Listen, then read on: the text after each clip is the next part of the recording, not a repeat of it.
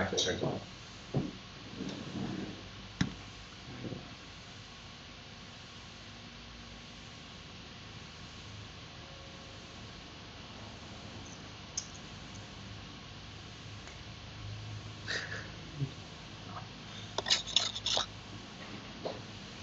Maybe refresh.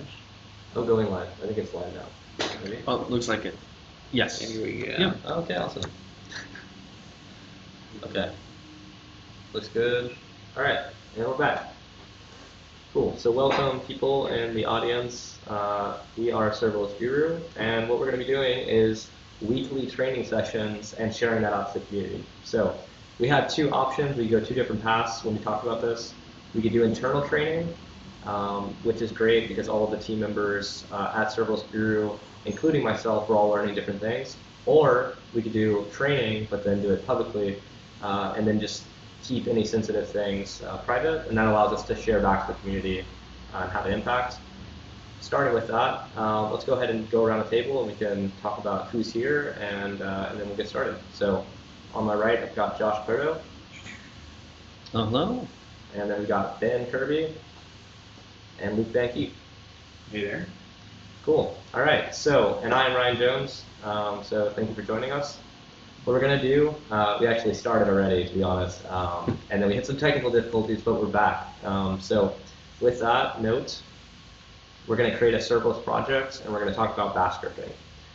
The goal of this is to do an introduction to bash scripting, as well as look at some real use cases that we've had working with clients. The way we like to think about bash scripting is it's kind of this glue code that we can put in between gaps in AWS functionality. So for instance, when CloudFormation doesn't support something, then we can use a bash script. There are different forms of scripting. We have shell scripting, we have bash scripting, we have Python scripting, JavaScript, and so on. But the main focus that we're going to talk about here is bash scripting specifically. If you want to draw a line in the sand, you want to say, when do I use bash, when do I use Python? What we would say probably, or at least what I would say, is that you want to use bash if it's something simple.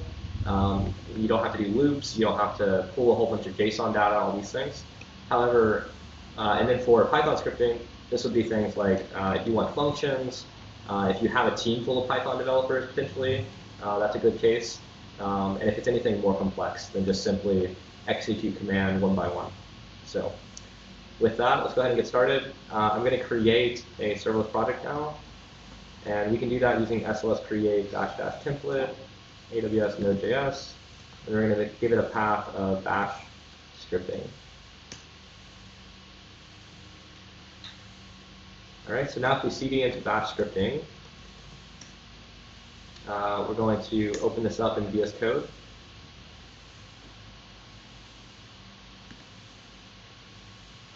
So we get a couple of core files when we make this using a serverless framework template. The first one is, hold on, I got this notification, turn that off.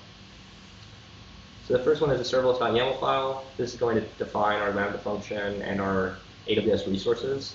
And then we just have a simple handler.js file, which is going to be our Lambda code. So the first thing I want to do is, I always do this whenever I start using one of these templates, is I take out all these comments. It just allows me to think clearly. So we can do that as well. And then we're going to delete all the comments beneath it as well. There we go. Okay, so now we just have a 7-line serverless.yaml file and a 18-line Lambda function. So let's go ahead and open up a terminal inside of VS Code. And then what we're going to do is we're going to run a couple of commands to create some bash scripts, which are going to help us start to get comfortable with bash scripting. So the first thing I'm going to do is make a directory called scripts. And I like to do this in every project to just organize it. We can keep these like in line, but it starts to get unwieldy really quick. And then we're going to create a script called package.bash. And we're also going to create one called deploy.bash. And so on that note, to run these, we can run it directly. So we could go into the scripts folder here, go into the package bash, and then add our shebang here, and that's going to allow this file to be executable. And then we can actually run something here like echo hello world. And so we can trigger this by running bash scripts package.bash. And you can see we get the printout there. So that's the simplest way to do it. However, your developers have to know the exact command to run here. There may be even more nested folder structures, and you may need to have more complicated functionality. In which case, when it gets to that point where it's not as easy as just running bash./scripts package.bash, then we want to use npm. And npm is going to be the package manager that we use that has a scripts block inside of it that allows us to execute this by running npm run package instead. So to do that, let's go ahead and run npm init-y. And we get this package.json file here, and if we open it up, we can remove all the unneeded things. And we don't even need this test script here, so we can delete that. And we're going to create one called package, and we're just going to copy that command that we had before. And then we're going to create another one underneath it that's going to be called deploy. That's a little bit hard to follow. There we go. So we have package and we have deploy. And then we're now going to run npm run package, and we should see the same output. And you can see that there. So now we have two different ways of running it. I like the second way because it's a little bit easier for developers to use. And on that note, let's go ahead and jump into the package.bash file, and we're going to add some functionality here. So the first thing we're going to do is add a stage and a region. And so what's happening here is that we're passing arguments into our bash script. So it's going to look something like this.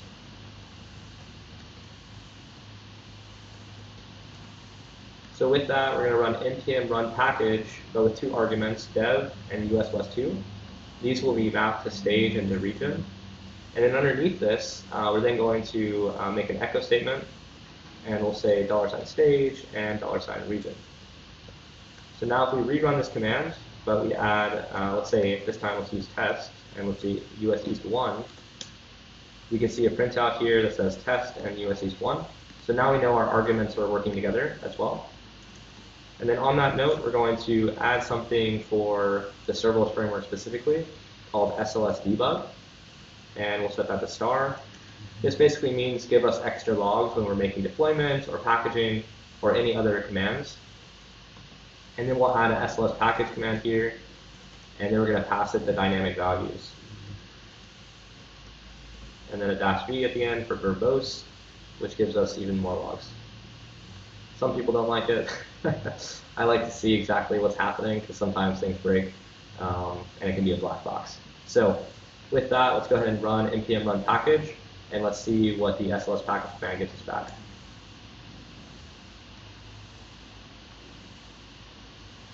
So you can see there, we started to get a whole bunch of feedback from the serverless framework, all the way down to the very end, where it was actually packaging the service and excluding development dependencies. And now if you look over on the left side, we have this .serverless folder, and that was created locally, which basically has both the CloudFormation from interpreting our serverless.yaml, which is here, and also has our bash scripting.zip file, which contains our Lambda function. So now let's go ahead and duplicate this for the deploy.bash script. So here we go, we'll swap this out with npm run deploy.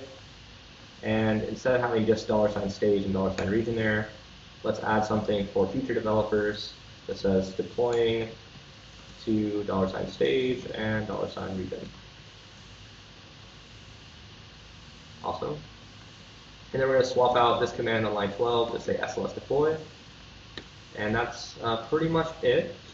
The only thing that we have to add now is we have to update our serverless.yaml to use a profile. So I have one set on my computer called serverless tutorial, and so I'm going to be using that. And what we're going to do is we're just going to deploy this to AWS.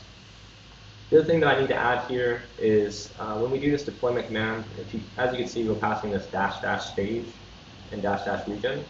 So these are what's called dynamic flags, and so we're going to add a dynamic flag in here into our serverless.yaml. We're going to say stage $option stage dev, and region $option region US West 2. Okay, so now that stuff's set up, so we're good to go. So we're now going to run npm run deploy, and we're going to pass it a stage, which in this case we're going to pass test, and then a region, which is going to be US East 1. And so with that, you can see we get a printout here deploying to test and US East 1, and then we see the feedback start. You can see here that it's already starting to print out some logs, and now it's starting to deploy to CloudFormation. And so with that, this is a very simple use case. Someone can make the argument at this point, why don't you just have one line, right? Like, why don't you just run SLS deploy? And what's interesting about this is that, one, now we don't have to run export SLS debug before we run SLS deploy, so now we're saving some time. And then we're also echoing a statement out, so now it's very clear, especially in like a CI/CD pipeline, what's actually taking place. And then we can even get more complex. So something that Luke's going to show in a little bit is we can use the AWS CLI to pull values back. We can do complex logic before actually making a deployment. And we can also do complex logic after we make a deployment. Because as we talked about, AWS has gaps. Sometimes CloudFormation doesn't support, for instance, with EKS, CloudFormation doesn't support Fargate profiles or EKS cluster logging. Among other things. And so you have to create your own automation outside of that process to be able to work with it effectively. And so in which case, you can deploy the EKS cluster, which is one AWS resource, but everything else that you need to actually make it work has to be configured in some way. And with that, those are CLI commands, and so on. So it looks like it's deployed properly, so let's go ahead and just I think we can just test this. Yeah, we can test it. Why not? So we can run SLS invoke local, and we'll do -- stage test and -- region US East 1, and then let's do -b. Oh, I think I left off the function command there. 1 second. And our function name is hello. Okay, so that works locally, and then if we want to invoke this, if we want to actually invoke the deployed Lambda function, we can do SLS invoke -f hello. And so now it's going to use the Lambda function that we just deployed to AWS, and you can see we get the same result back. If you want to do something interesting as well, which is somewhat off topic, but I'll add it in, you can do SLS logs -f, and then stage test and region US East 1. -b. And you can see there that we got back the logs from the last invocation of the Lambda function. So what we could do is we could go in here, and I will stop myself right after I do this, because I know that I'm on the verge of ranting. And then I'm going to run SLS deploy -- actually, let's run npm run deploy, test, and US East 1. There you go. So now we're going to redeploy our Lambda function without one change, and then we'll test it again, and then we'll see how it goes. And then past that point, I'm probably going to hand off to Luke, and then we can go into a different, deeper example about working with batch scripting and serverless application development.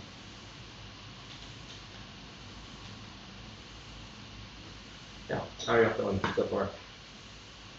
Very good. Yeah. Right. Sweet. So now let's do SLS. I'm actually going to do SLS logs hello stage test region US East 1, and I'm going to add a -t at the end. That means for tailing logs. So what this is going to do is now listening. So our terminal window is listening for new logs to come in.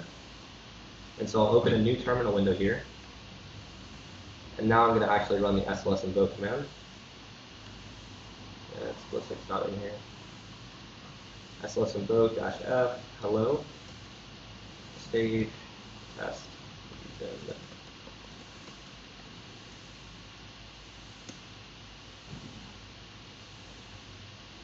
Okay, so we just invoked it. Now if we switch back to the other terminal window, you can see that a request has just come in, and we should see the log print out and say hello.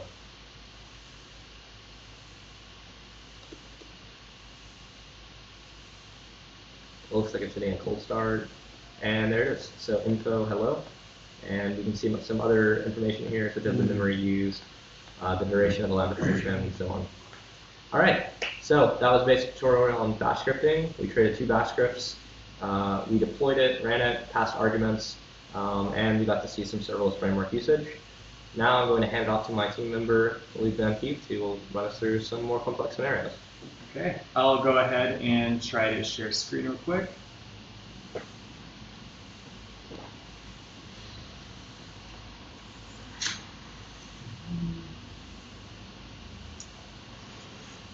Well, it was working when I tested 10 minutes ago.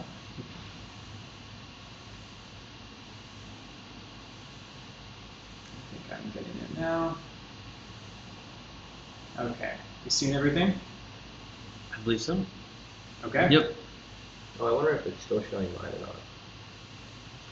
Oh, you know what? I think I have to look at your screen. Yeah. Yeah, you have to look at it. Yes. Okay, now we're good. Okay.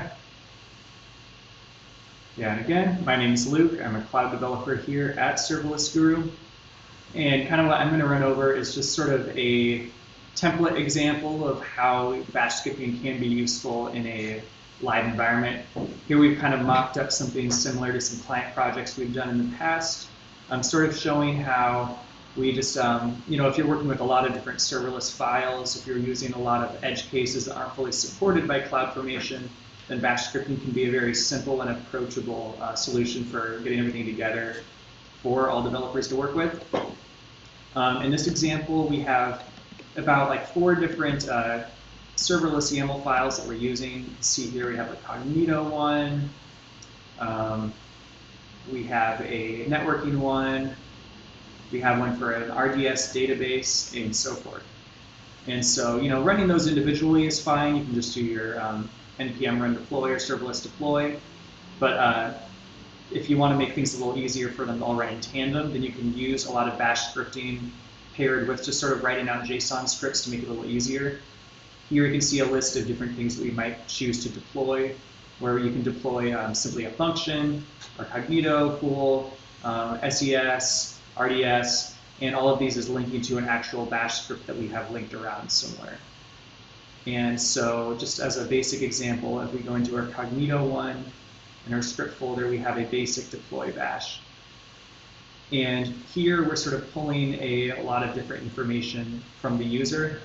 For starters, we're setting some defaults that just, like a lot of this is quality of life. I guess we'll take a step back for that. There's kind of 2 benefits that I tend to find with bash scripting in my work. The first being that it just makes it a lot easier to manage all of this and to enter everything in a way that is a little more fail-proof. And then the second, of course, is just catching the CloudFormation edge cases, which Ryan touched on. For that first one, for usability, this just makes it a lot easier for if I want to deploy this particular script, rather than having to go all the way into this folder, I can just be top level and do deploy Cognito, and it'll go down into that script for me. I don't need to test my region and my stage every single time. I can put these here. If I wanted to, I could even put logic to do stopgaps to, say, block certain regions or certain stages to make sure that I have to pass it manually if I want it to run, just for safety. And those are all just options that are pretty easy to implement with bash scripting. Here, what we're doing is we're simply setting some default variables in the case that they're not set by the user. We're then showing the developer what's getting deployed. So here, sort of like what Ryan was showing, it'll hopefully show us the stage and region you want. Otherwise, you can immediately close it down and prevent that deployment.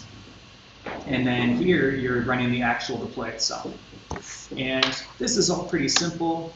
It's a little quick, but then where it kind of becomes a little more complicated is the cases that don't get covered. Cognito is a good example of that. And so here, at the end of this script, we're actually calling a second script called post-deploy. Once we've deployed our overall YAML for the Cognito file, we're actually running a whole new set of scripts that's working with Cognito to make it work a little better. Again, we're passing in the same variables, and here we're just sort of making sure that our information, or kind of just displaying that our information is actually working. But yeah, we're just sort of establishing different functions that allow us to edit them. The important parts are the one at the top where we're setting variables, and at the bottom where these functions are actually being called. And here are just where we're defining all three functions. These two, update Cognito user pool and invoke Cognito config, are both good examples for this. Here, we're setting a bunch of rules for our user pool in Cognito in a way that we may not be able to work in our serverless YAML. Now, full disclosure, you may be able to now, but when these were written, these were not options that you were able to implement. And obviously that's a big problem. If your minimum length password is important and you can't pass that with serverless framework or CloudFormation, that's going to be prohibitive. Well, by running a script like this, you're able to just straight up use the AWS CLI to directly invoke it. So here we're just calling our user pool, passing in information, and we're hard coding the values we want. In fact, even beyond that, we're passing in variables from our other serverless files in order to dynamically hard code these, if you will.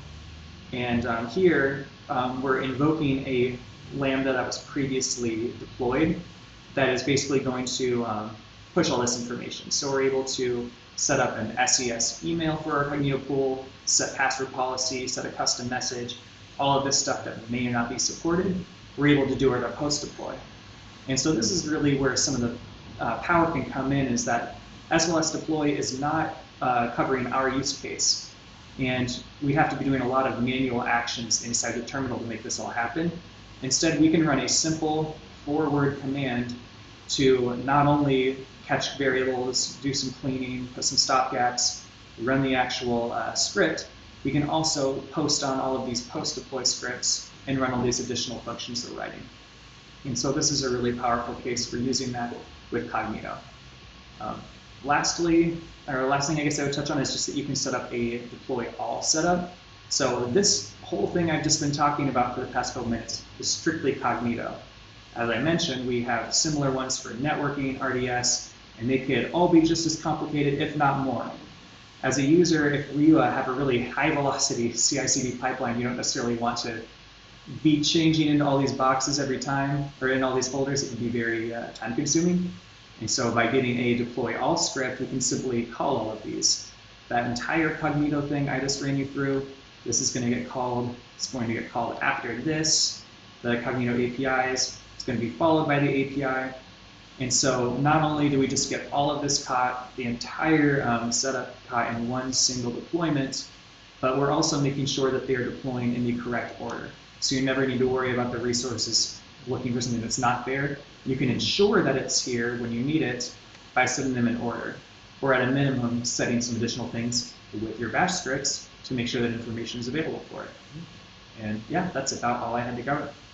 Yeah, awesome. I think one big thing that stands out is that from the first half, when I showed the very simple, the simple one, these ones you can see actual functions, so you can actually write, like some pretty decent amount of logic with bash scripts, and then call them pretty easily. So like on line 10, where it says deploy Cognito APIs, and then on line 30, where they actually call that function, if you create these reusable functions like that, it does give you that similar feeling to actually working within something like JavaScript and like Node.js. So that's pretty nice. Another thing that I saw there, if you could go to the post deploy, I think it was on line 15. So what's really cool about line 15 is that what we're doing is we're dynamically grabbing this like user pool ID from CloudFormation, and then we're storing it as a variable inside of here. So we didn't actually have to hard code user pool ID, and the reason why you wouldn't want to hard code is because it changes in every stage. And so what we do is that in our Cognito stack, we actually output the user pool ID, and then inside of our deploy script, we actually pull that user pool ID in, and then use it for setting up, as was mentioned, the password policy. And that's a really cool use case. And so if you can see that command there, I would definitely use that for cases where You don't need, like, you have the ability to create the AWS resource and then output the value and then import that into a bash script. Yeah. Cool. Yeah, Ben, any questions? Any other things to add there? Nothing to add. I'm pretty new to bash scripting, so it's all kind of a new thing for me. But no, I don't think the questions. I think you guys did a pretty good job. Mhm. What do you think?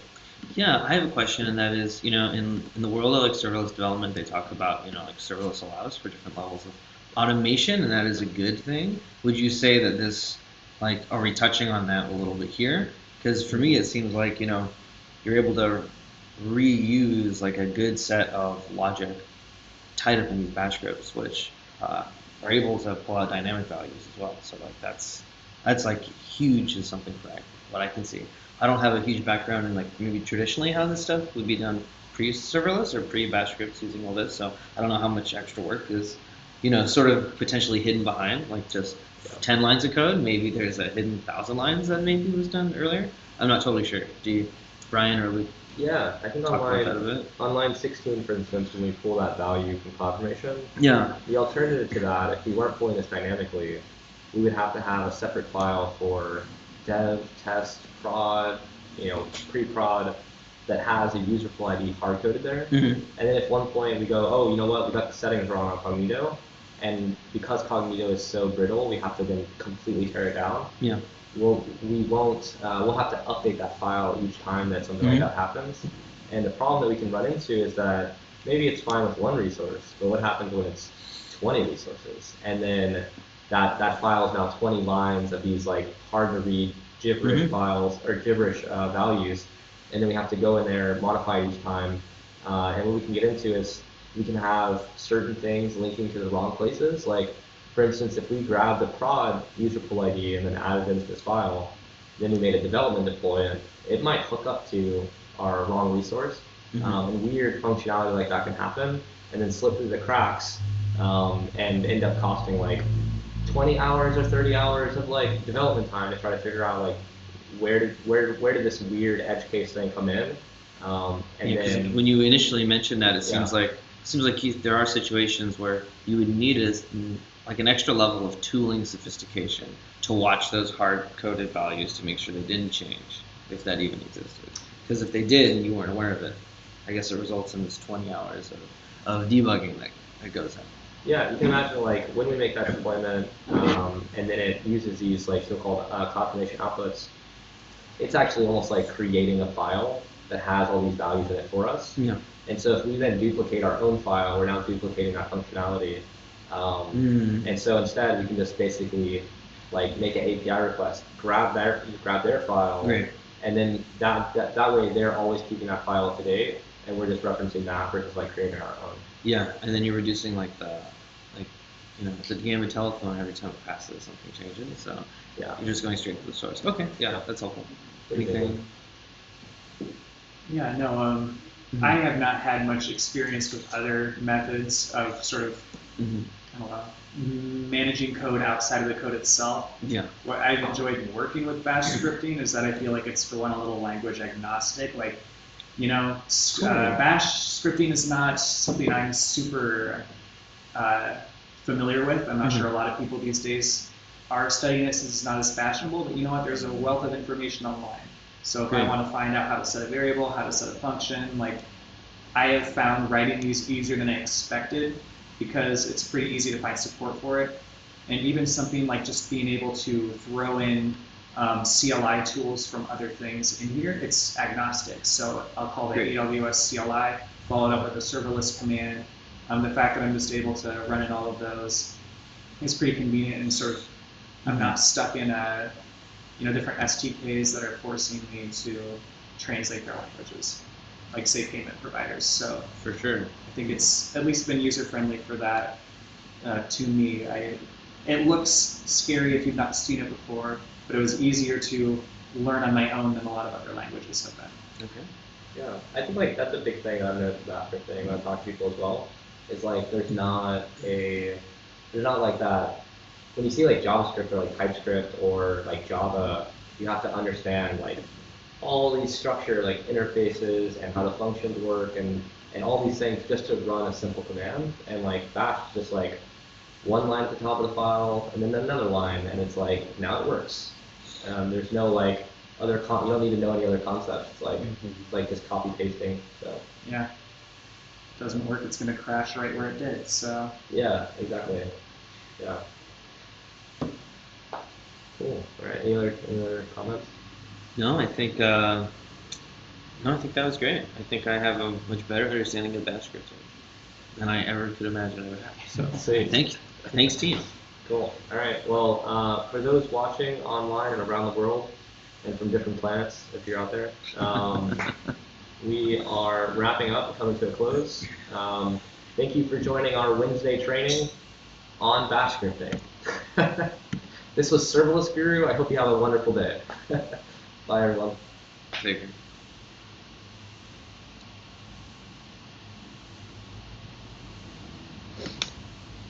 Good job.